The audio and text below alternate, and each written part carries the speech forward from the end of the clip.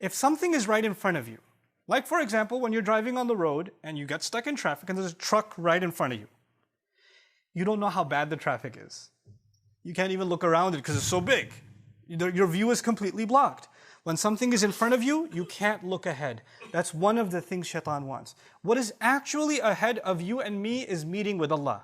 It's unavoidable. You and I, كَادِحٌ إِلَىٰ رَبِّكَ كَدْحًا فَمُلَاقِيهِ.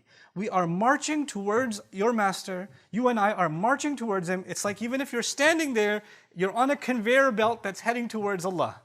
Whether you like it or not, whether you want to accept that or not, we're all heading that way with every breath that we take. And that meeting is unavoidable. But he doesn't want you to see that. He doesn't want you to see, and he doesn't want me to see, that with every passing day, we are now closer to meeting Allah than we were yesterday. And then tomorrow we're even closer. And then tomorrow we're even closer.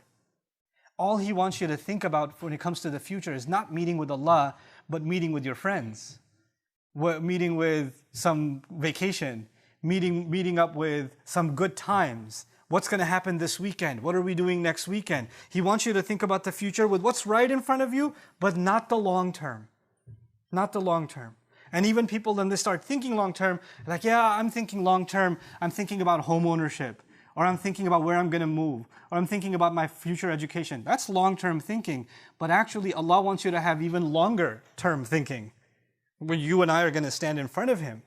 And when you do that, just like when you have a plan, if a young man among you or young woman among you is going to the university and you plan to graduate in 2 years, then you're going to seriously think about which courses you're going to take this semester, which ones are you going to take next semester, how many credits do you have, can you slack off, can you do this, how much time you plan everything out. Because if you want to get to that destination, you need a plan. You need to stay on target. And if you're falling off, then you have to do extra to make up for it. But if you have no vision in front of you, and you have students like that, they go to university, they don't care about graduating. They're super seniors. They're in school for 10 years, they're still taking courses. What's your major? I'm still thinking about it. You have gray hair now, you're still thinking about your major?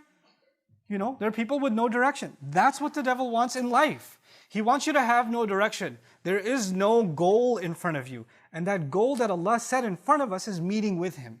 And when that goal is in front of you, every decision you make, you first say, is that going to mess me up when I meet with Him or not?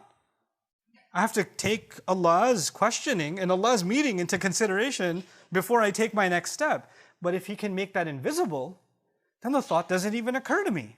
It doesn't even occur to you. You just do whatever you want.